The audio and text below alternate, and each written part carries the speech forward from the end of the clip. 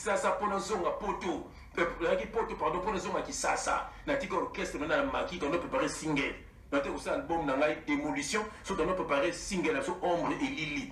Nous avons un camarade na ngai Thierry Vita, l'équipe française Vita. Je vous aime, docteur Vita en Afrique du Sud. Comment les frères? Donc quand la française Vita, double brassard. Voilà.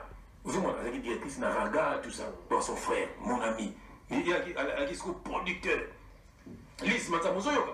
Donc, on a la tika bango na kisasa, on a la yawa, on a bon monté ma base là, on a zongati. Vous savez? Bandeko ba bolingo, bandeko ya Kuli Media TV. Bonsoir, bonsoir, bonsoir. Tout ça. Pourquoi lelo na Paris? Tout tu kozwa nouvelle moko.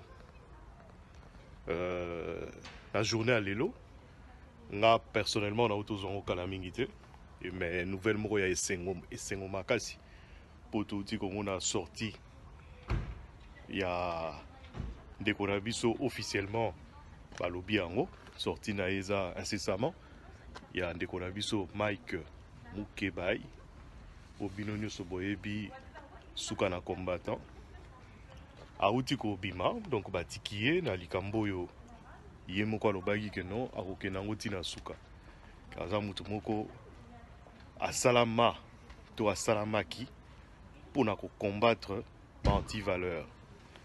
Alors à l'exhibition en sous lelo yewana andimaki pendant 6 mois pour asali 6 mois mine de rien asali 6 mois na katia Simabi Bende na katia prison.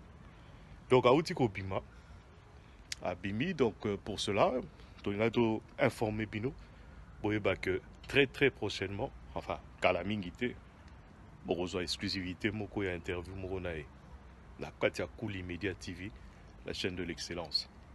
Voilà, donc, Flash Moussousou, Oyo Moutoumoko a évité, Obiso Totiko Oyo Kaisa que Balobi Nabiso que Ndeko Mike Mukebai, Kobimazo Bimana, Mbalamoko Azo rejoindre éveil patriotique. Il y a apôtre Obino Soboyebi Mukuna, apôtre pasteur Mukuna. Donc, à rejoindre éveil patriotique, on a pour toujours au tombo la bende, les na lokumu ya balamboka, au anti-valeur, basi la narete mboka. Voilà. Restez scotchés.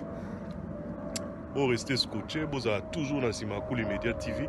Bon, s'abonner et belé. Bonjour. Vous s'abonner et belé. Pour tous en a besoin d'abino. Tous en a besoin que vous avez toujours soutenir biso pour que ne liposo. Tout pour que ça une nouvelle. Il y a bien, il y a sika. Et voilà quoi. Bon. Malamu, botika la malamu na mabota na bino. Butu elamu, poko elamu. À très bientôt. La chaîne Nabiso, Yakuli Media TV avec Mike Mukebai. Merci beaucoup. À bientôt. Au revoir. L'église, il y a un bon moment. Il y a qui ça pour nous zonga poto. Il y a qui poto pardon pour nous zonga qui ça. Il y a orchestre nous na maki on a préparé single. Il y a aussi album na ngai démolition, so on a préparé single sur Ombre et Lily.